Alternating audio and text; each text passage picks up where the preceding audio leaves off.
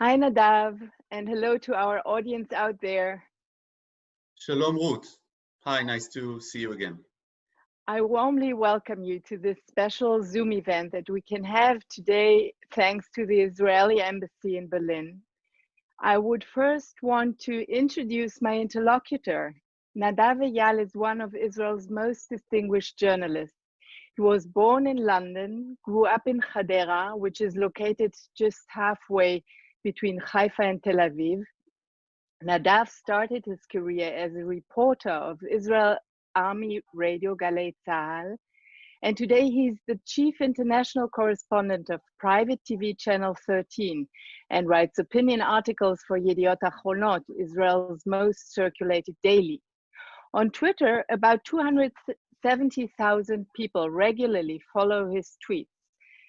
Nadav, it's been 3.5 months since Israel started to take measures against the spread of the coronavirus.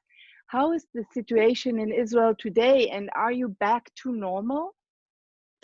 We're not back to normal. I think that, Ruth, if you're looking at the world as a whole, no one is really back to normal.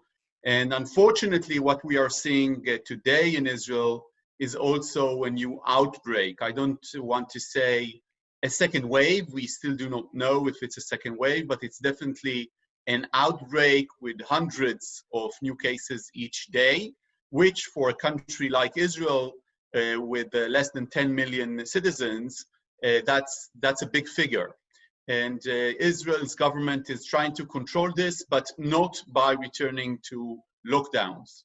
Lockdowns are really not the best option that Israel wants to look at right now, considering a very dire economic situation. And again, this is not very new to any of our viewers, either in Germany or in Europe or in the United States. We're seeing the same dilemmas today everywhere between lockdowns and quarantines on the one hand, and the need for a healthy economy and for people's livelihoods not to get hurt too much on the other. Nadav, how did the lockdown in Israel affect your professional life as a journalist? Well, first of all, it mainly affected my personal life, and as I'm sure it affected yours and the lives of our viewers. You know, the children were at home. Right now we have school in Israel in all grades. So school was reopened, schools and kindergartens were reopened. And in terms of my professional life, I became from a chief international correspondent, which used to travel around the world and tell interesting stories from around the world, to someone who really covers mostly coronavirus from around the world. I speak with people in Germany and many other countries each day, trying to sense where the plague is going to right now, where this pandemic is going to. And also I cover things within Israel, within the way that Israel is addressing this challenge. And as we journalists tend to do, I do this from a critical viewpoint, looking at mostly at what the government is doing and not doing enough in order to make sure that we keep our cases down and we keep our economy open, which I think is really something which is again shared by many people around the world, these two aims, keeping the cases of corona down and keeping the economy and the lives of people still in some sort of a new normality. Nadav, you just published a book, which in English is called Revolt, Inside the Trenches of the Uprising Against Globalization. Now, after lockdowns have sealed borders and disrupted commerce for many weeks in most countries, globalization is reeling from a serious body blow. The numbers of passengers at German airports, for example, dropped by 98%. In Israel, air traffic has come to an almost complete standstill. After almost 4 months of pandemia, do we still live in a globalized world? Well, this is a big question, and I should say that the book was first published in Germany. So Germany was the first country to translate and publish it. And I have a copy right now. This is the book, okay? It's called Revolte in German. It's published by Ullstein. and I was lucky enough to be in Berlin and just before Corona struck. And there we met, of course, Ruth, and present the book in Berlin. To the question if we live still in a world of globalization, we do, but globalization is damaged and is slowing down. This has nothing to do with the pandemic. So this happened long before Corona. It's something that the economists labeled as slowbalization, like globalization, but coming very slow. But we're seeing all aspects of globalization being attacked. Economically, we are seeing tariffs and trade barriers being installed, and the leader of the world of globalization, the United States, has become, under the leadership of Donald Trump, an enemy of ideas of a free global economy. They simply do not believe that anymore. And Mr. Trump himself is saying that the pandemic has proved his point against globalization. He is using these specific points. This is not me paraphrasing on the president. Trump is saying someone had that bright idea that we'll make this small stuff here and we'll make that over there, and then we'll combine it together, and it's not working, this idea of globalization. So he's using the pandemic in order to make that pitch against globalization. And on the other hand, we're seeing also attacks on the liberal order, which is the basis for our economic international system. We cannot imagine a world in which we will have less trade barriers and we'll have a free flow of commerce and of course of capital in a world which is anti-liberal, fascist, nationalist, populist nationalist, or whatever you want to call it. So we're seeing all symptoms of attack against globalization in what I label in the book Revolt. Now, when I say revolt, I don't necessarily mean revolt only against globalization. I mean a revolt for the revolt itself.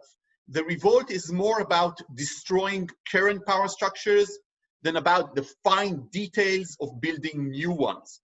Sometimes people are revolting because they feel their country is not democratic enough. Sometimes they are revolting because they feel that their middle classes are being quashed by a European Union, and then they choose to Brexit and to leave the European Union, like we saw in the UK. Sometimes in the Rust Belt in the United States, they are revolting against aspects of globalization, and they do that by electing Donald Trump, like we have seen in 2016. But sometimes in India, for instance, their revolt is very ethnic, nationalist, and religious, and we see the rise of a Hindu nationalism like we have not seen in the birth of the modern Republic of India. All of these aspects, which have always been there, it's not a new invention, of course, and we have seen that in Europe to a demonic extent in the 1940s. All of these elements are being combined today in a sort of rejection of power structures. Power structures are corrupt, are hollow, they do not represent us, they do not answer the needs of people anymore. Therefore, we want to disintegrate them and replace them with something else which we do not know what it is. And a good example are the demonstrations in the United States and those justified protests because of the murder of George Floyd by the police officers in Minneapolis. They're taking down statues, but they don't know what statues will replace them. They're saying, let's defund the police and let's abolish the police. But we still don't have a clear idea what will replace the police and make sure that a sense of security and order in the community will still exist. There are all kinds of ideas. Some of them are great, and some of them are less great. But we first of all, we want to defund the police. We want to disintegrate this force. And this sentiment, and it's a political sentiment, is very powerful, and it's reshaping our world. And this is what the book was about, and what I think our era is about. I would like to take an in-depth look there and look more precisely at this movement that started after the death of George Floyd in Minneapolis.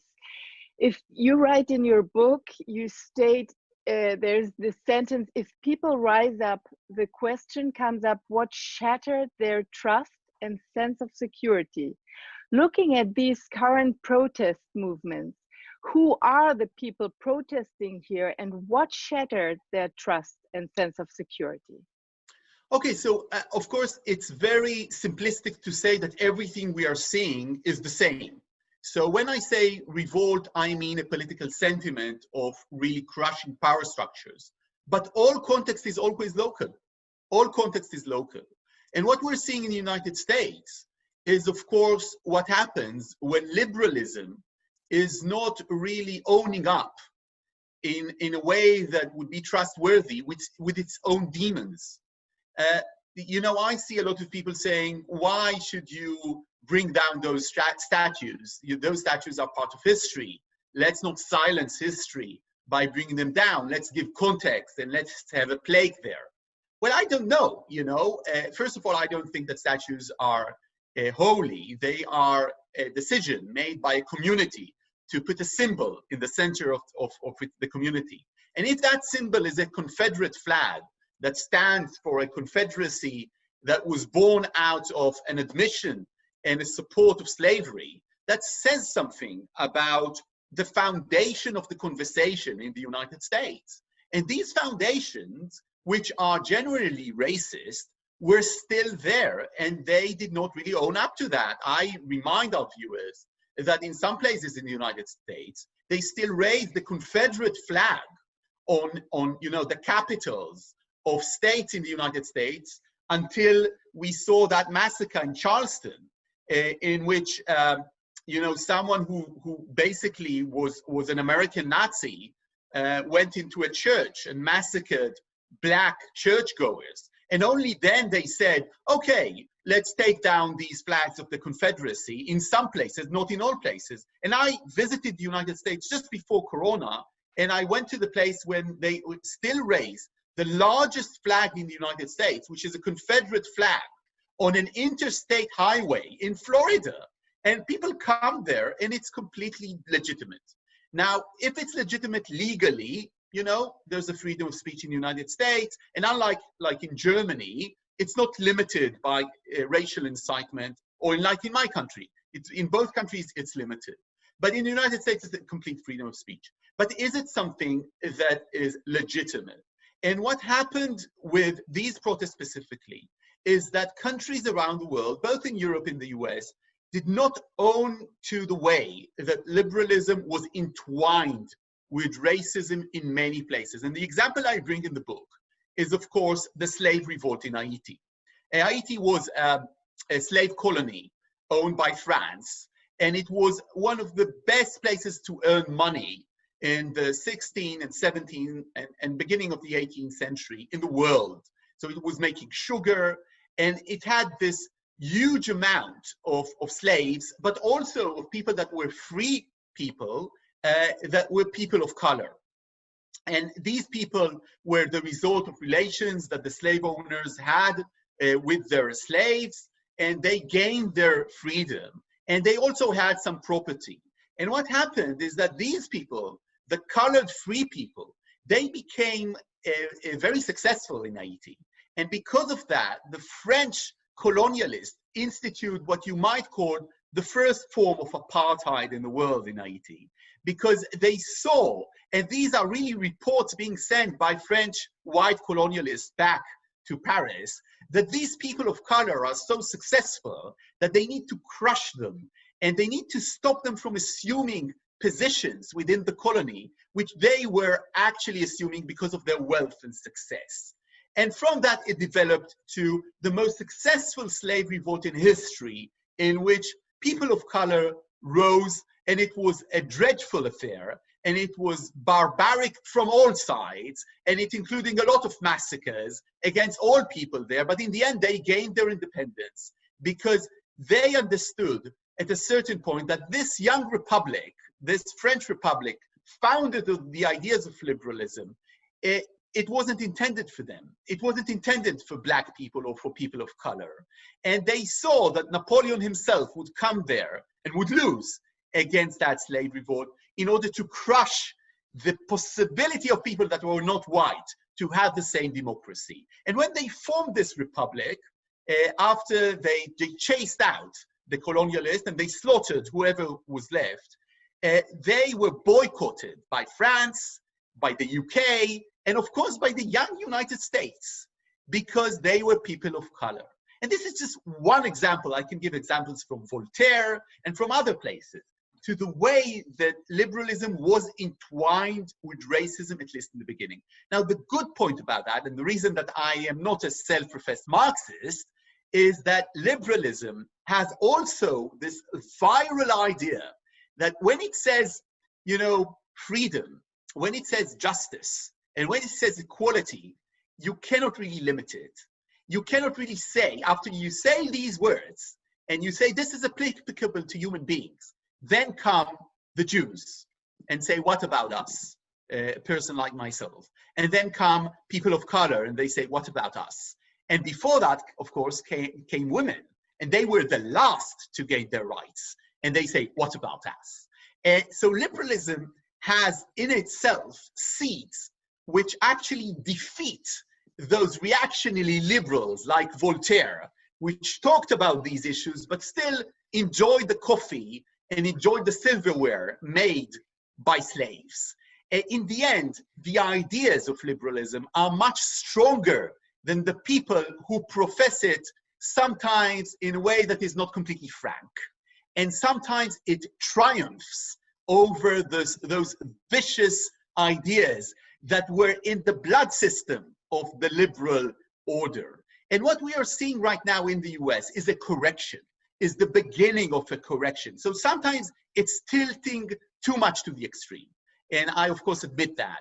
But we need to understand mostly that it's a correction of something that was very wrong to begin with the way that the liberal republic was founded upon. And it's a way to start correcting it. Not everything is going to work the way it should in the beginning. And not everything with the French Revolution worked in the first 40 or 50 years.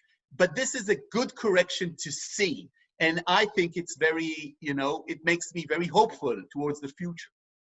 What role does the media play in here? Because we see very interestingly that this 9 minutes video of this scene of the police officer killing George Floyd went viral. And it was the moment of birth for a global, in more than 50 countries, there's a movement now against the foundation of racism in many, many countries. So what is the transnational aspect of communication in there?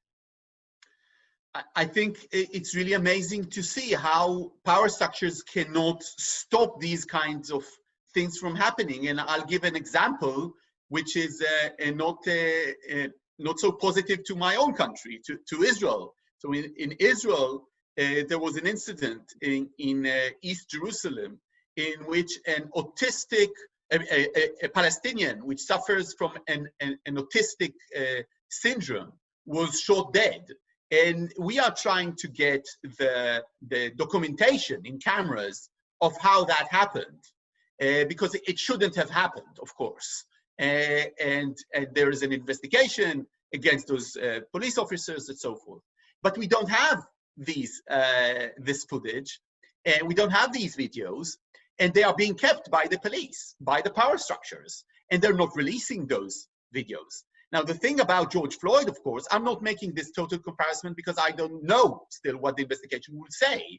But in the case of George Floyd, it was, an onlooker that took that footage. And that's the way that it went online. And that's exactly the difference. So power structures would have wanted, probably also with the George Floyd case, to say, we want to have an investigation and to look into this. And then we'll see what happens. And then we'll tell you, and maybe then we'll release the footage. But in this world, it's of course impossible if someone just has his, cellular phone there. So mobile phone and smartphones are not a technicality. It's not just another way that made our life a bit easier. It changes the way that we think about things, because it changes the way that we document and we remember things. And we have a common memory. And this is something that I talk a lot about in the book. We have a joint understanding as human beings today because we have joint memories or metaphors that we have seen and remembered. I'll give you just one. One is, of course, George Floyd. And this is something that how many people have seen in the world? Let's assume that we're talking about much more than, 1.5 billion or 2 billion people that have seen this footage of a man being, killed, murdered by police officers, saying, I can't breathe, and being, killed this way. And this is a common memory that we now have as human beings, many, many people around the world. Another common memory that we have is the Twin Towers going down in New York as a result of the 9/11 attack. And we know the context of that, which is, of course, radical Islamist, violent terror. And this is the context of what happened in New York. And because of that, now that we have joint memories, and the reason that we have them is exactly because of your question, because of international media, we sometimes assume the same assumptions, or we make similar conclusions. Now, this is not always true, of course. People assume different things, and of course, the context that they are giving is completely different. If I talk with someone, a friend of mine from across the border, from the Palestinian territories, he will have a different idea of what happened to George Floyd, possibly, than the idea that I have, and he will have a different idea about 9/11, possibly, about the reasoning. But we can start to agree about facts. And this changes the world, because this makes some sort of a lay ground that we can understand together, and we can start to discourse and to talk about. And because of these joint ideas, we see a threat to long-held beliefs in all kinds of places. For instance, the belief that what happens in the US ought to stay in the US, and it has nothing to do with us. So the Belgians that have gone out and have toppled the statues of Leopold II, they don't think that George Floyd is just a story of the US. They're really saying, George Floyd, that resonates with us because of what happened in the Congo and what King Leopold was responsible to. Now, people might not agree. Maybe it doesn't resonate for them, but some people do. For instance, I really do agree that there is a connection. There is a line between George Floyd's death and between the legacy of King Leopold. And I think that many people would agree with that. And I think that making that connections is something new. Now, in the past, people did make these connections. But how did they do that? They read in the newspaper that came after 2 months. They read a book. And then political action was very difficult. Today, they form a Facebook group. And they say, let's meet, or they do a WhatsApp group. They say, let's meet in front of that statue that we know shouldn't be there of King Leopold II. And let's do something there. Maybe they don't know they're going to topple it today. But they're saying, their intention is very clear. And in a matter of 3 hours, political change happens. So it's about speed, and it's about virality, not only of coronaviruses, but mostly of ideas. I just want to add, as I'm original from Belgium and I did research on the history of the colonial history of the Congo, that of course, painting Leopold II statue in red color doesn't mean that the work is done. I would say that in the case of Belgium and also in the case of the US, probably, there is a discourse that hasn't been led. Collective discourse and a collective memory work that hasn't been done, and that people feel like we have to do the work right now, and the toppling of statues might just be the beginning of something bigger. I mean, now we talked about the bright side of our global media system, but there is also a dark side. Let's talk for a minute about fake news. You also face this, you're also writing about this topic in your book, and you're a journalist. So the pandemic that we are going through right now is accompanied by an avalanche of unreliable and false information. Some commentators spoke of a disinfodemic. What kind of disease is at the origin of this disinfodemic, to your opinion? What we're seeing today is we saw a sort of a reaction when the pandemic started. And there were people who thought that this pandemic might triumph against fake news and against those anti-science, anti-vaxxers, charlatans that just produce this huge amount of conspiracy theories. And this time it's a real thing, right? So we have facts here. We know that if you put a mask on, we have the studies today, the chances of you getting corona are decreased. We know that if you go into a condensed space with people who are sick, you might get it and you have a better chance than getting it than staying at home, basically. And we know that science will lead us out of this crisis. We know that our best shot right now is to have a medication and, of course, to have a vaccine. So people thought maybe this would be the renaissance of the age of Enlightenment values, which are being assaulted in the last 20 or 30 years again and again. But unfortunately, what has really happened is that after they laid low for a certain period of time, about a month and a half, they have rose again, like a Lord Voldemort of the anti-science charlatans. And they are just full of misplaced information, pseudoscience, 5G conspiracy, Bill Gates and the chips, everything you want to, and I saw the demonstration. There were demonstrations in Israel about this. There were demonstrations in Germany about this. And I'm being very clear cut about these issues.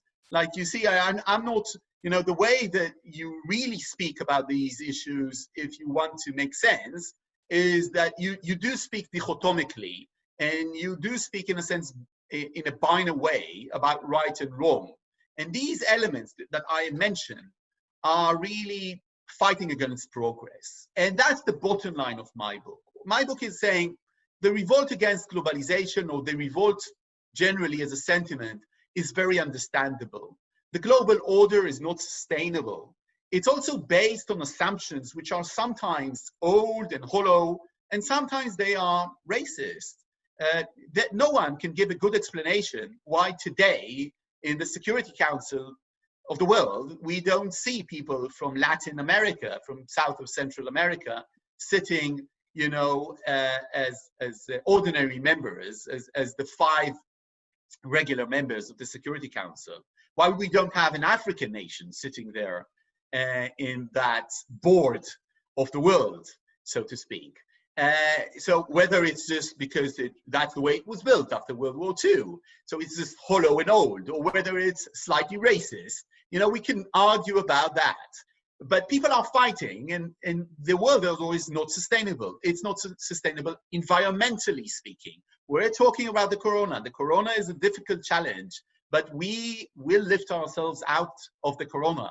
Our biggest challenge is, of course, the way that we are destroying our environment, and the way that climate change is endangering the human species. And this is the biggest challenge that we are facing as a species, and probably the biggest challenge that we ever faced. It's not sustainable. So people are resisting, and they are rising. Sometimes their resistance is, I think, misplaced. Sometimes they are finding themselves in places that I don't agree with as a liberal, as a progressive liberal. But on the other hand, what we are really seeing underneath is that the revolt is a platform for the biggest battle of our age, and that's the battle against progress. And this is what we are seeing around the world. The values of progress are threatened. The idea is that there is a truth, in the world. The idea is that science makes us more free than we were before that. The idea that not only your opinion counts, but there are facts out there, and they do count. The idea that the framework for advancement of the human race is by looking forward and not only looking at some dictum, which might be fundamentalist or nationalist or an imaginary racial platform like we have seen in Germany in the 1930s and 40s. All of these things are now threatened by a bunch of, a coalition that might include just nationalists, ethnic racists, fundamentalists, both Christian, Muslim, sometimes Buddhist, sometimes Jewish, and they are rising against the system, not because it's not just for workers. They are rising against the system not because of the legitimate concerns and grievances of middle classes and weakened classes, poorer classes. They are rising against the system because they have always hated it. And the revolt is just the platform in which they intend to destroy it completely. And this destruction is in order to form a new world, which might be global. Look, for instance, a global fundamentalist Christian world, or global fundamentalist Islamic world, and or nationalist. So, for instance, Donald Trump is not a populist. I know that he's sometimes defined in Germany and other places in the US as a populist. He's saying he's a nationalist. The man is saying himself, this is not a paraphrase, I am a nationalist. Use that word. And people are like, we don't know if we're going to use that word. We rather use populist because it's better in academic circles to explain that. We don't believe that he's ideological enough. He's building a wall. He's saying, to congresswomen, go back to where you came from. And people are saying, well, that's very populist of him. No, it's not populist. He's a nationalist. He's a nationalist, and he's professing nationalism, and it's dangerous. And we all know that by now. So what we are really seeing here is a battle against progress. And this battle might mean just, taking us back. And I see people like, Fox News moderators on TV saying, oh, we're having autonomous cars right now. We can't have autonomous cars because it will take away jobs in the United States. So let's make them illegal. This is said, on commercial TV in the United States by Tucker Carlson, which is quite close to the president, or the president is very influenced by Mr. Carlson. I understand the plight of workers and the grievances of workers, people who work for a living as driving, and they don't want to lose their jobs. But saying, let's make illegal cars, let's make autonomous cars illegal. This is, again, a battle against progress. And this is what we're seeing around the world right now. And that's the biggest danger. And this comes to Corona, of course. If people are not going to buy into science, if they're going to resist that, we're seeing what's happening right now in Florida. We're seeing what's happening in Texas, in Arizona. They opened up. Corona is behind us. We're seeing what's happening in Israel, by the way. It's not because people resisted. The government didn't resist science, but it was pushed by a popular revolt, so to speak, of people saying, we can't live in a quarantine, in a lockdown. And I can, again, understand them. But then people started explaining, oh, Corona is not that bad, and we can live with that. And it kills only certain amount of people. And they stopped listening to scientists. And that's a real danger. And of course, there is a price to pay. And in a sense, in Germany, it's less so. It's not that it doesn't exist, but still, you see, for instance, that the scientific community is quite united in Germany, quite united. You have all kinds of voices, but you see sort of an understanding. Let me tell you that in Israel, you don't see that at all. You see scientists coming from all kinds of ends, presenting different ideas that are sometimes, really against the scientific consensus of the World Health Organization about coronavirus. And you see that in all kinds of places in the world right now, and that's very dangerous. Nadav, you have a chapter in your book where you report from meetings with white supremacists in the US and with neo-Nazis in Germany. And these people can easily misuse our new social behavioral patterns conditioned by the coronavirus now to prove their ideology of separation right. How could the liberal world respond to this? A response needs to be an attack, a liberal attack. And what liberals have forgotten is that liberalism is not based on accepting any opinion, on saying, let's listen to everyone who thinks he has a fact out there. Liberalism is based on principles that are either God-given or creation-given. And that is that people are born free, that people are elementarily equal or should be equal in their rights, and that there is a sense of justice that is not only relative, and of course is not ethnic or racial. And these elements are very revolutionary. And the world is still coping with the level of revolutionary sentiment that has been installed by liberals and is still reacting to that. And the way to react to those ultra-nationalist, racist, who are saying, you know, we were right, we need to close down the world and cooperation, is A, by stating the fact we will all be much poorer and more miserable if this happens. And after we say, you know, something that is so out front and we can prove, we should say the obvious. The way to heal the world from this condition is not by closing down, but is basically from places in which we might manage to oppress the virus by opening up. The problem of this event is, of course, is that China at the beginning did not go, you know, in a completely frank way and allow the world to deploy its scientific forces, allow the World Health Organization to be on the ground and understand this pandemic to begin with. We cannot have a global village in which one of the homes in the global village has an epidemic happening within it, and it's just shutting down its doors, it's closing the curtains, and it's saying, it's none of your business, but I'm going to keep on drinking from the village well. This did not happen in Germany during the Black Plague, you know, when people thought that there is a house, that, you know, the plague is happening there. People were in quarantine in that house. And this is one of the reasons, by the way, that we have seen the rise of the modern state, because there were local powers that developed in order to fight pandemics or epidemics.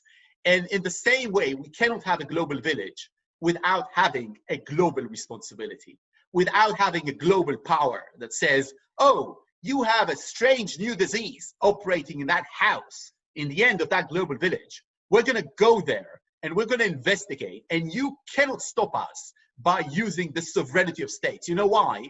Because if you're exporting to the world, and if you're enjoying the village well, and if you're enjoying this global world, you need to be in a condition in which we can go there without really asking you and investigate in order to not have the international community of travelers infecting each and every state here and having a global pandemic. And the same way with pandemic, it's the same way with having a local economic or financial crisis, because you cannot have a world of free capital movement and transfer, and then in some country you have a problem which is so deep, like you had in the United States in 2007, 2008, and it's only an American problem. It wasn't an American problem. It became a global problem. So this time it's an epidemic that has grown to a global pandemic because we don't have global responsibility and global solutions. Last time, it was a local financial crisis that went global very quickly.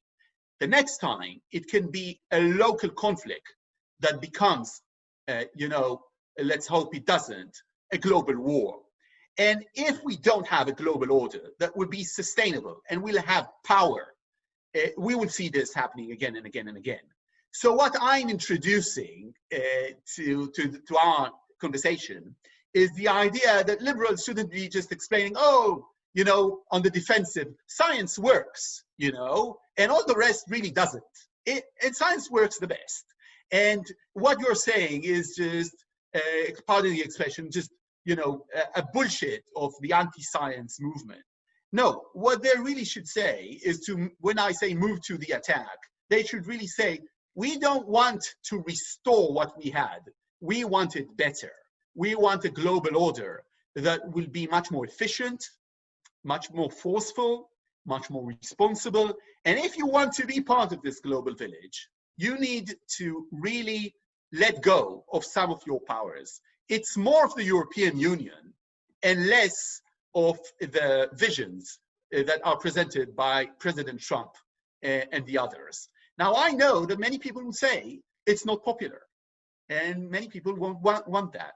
Well, I don't know how popular it can be. I know that today the European Union has quite good support within the European Union today. It's quite powerful.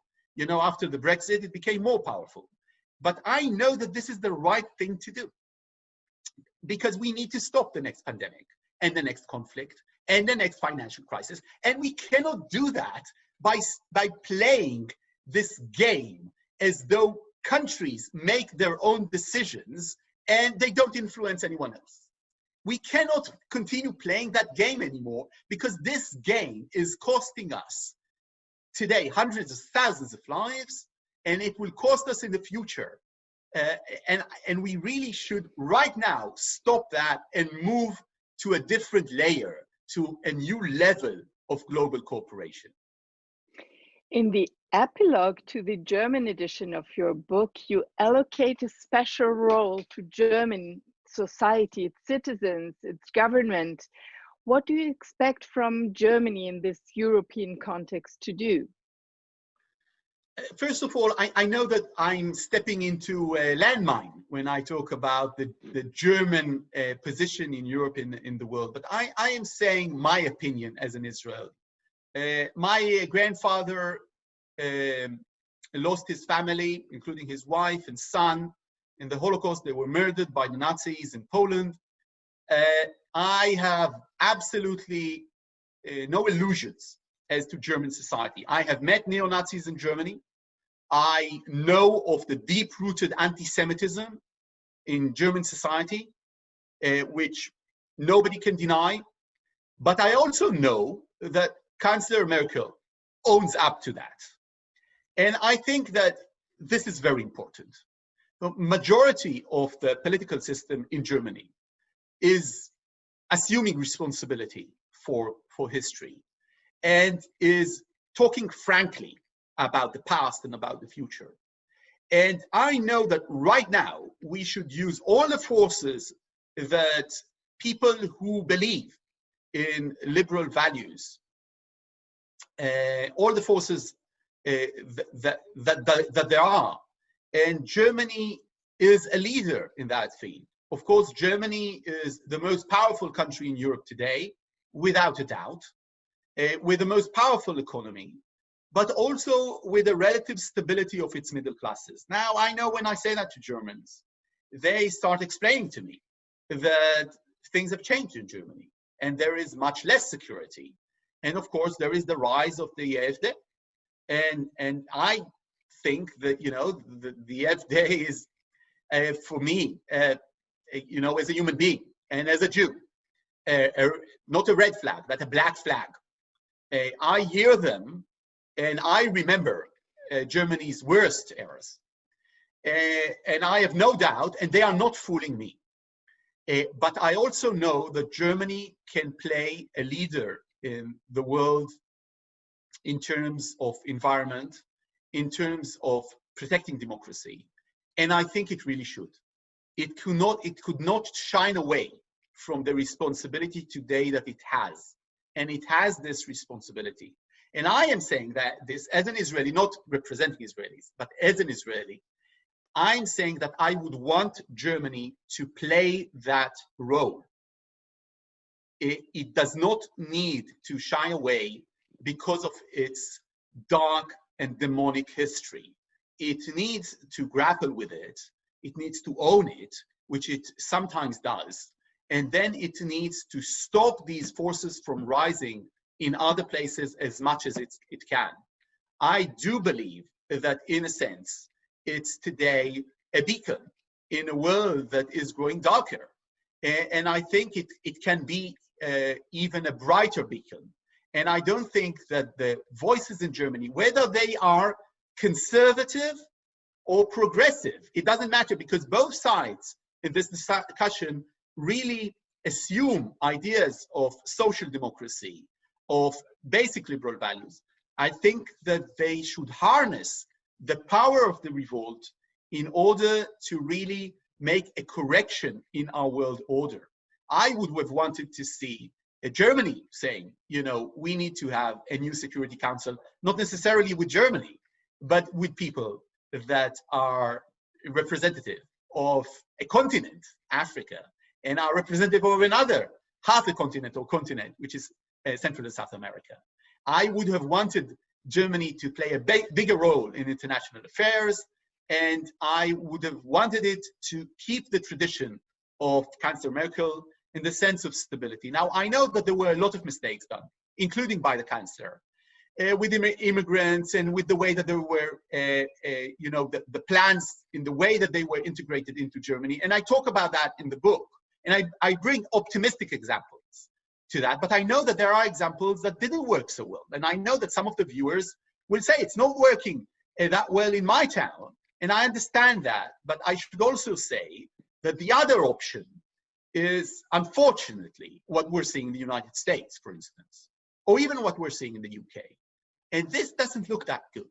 So I know that people from elites from across the countries, they're always saying about the governments, they're never too happy about the government, even if the government they elected. But basically speaking, Germany is right now an island of stability. And I do hope that the German voters will continue to reject, and increasingly so, the AfD and parties like the AfD, and will keep it this way. Nadav, thank you so very much for this inspiring conversation. Thank you very much, Ruth. I hope we earned the privilege of your time. Goodbye. It was my privilege and my pleasure, as always, to speak with you. Thank you, Nadav. Thank you.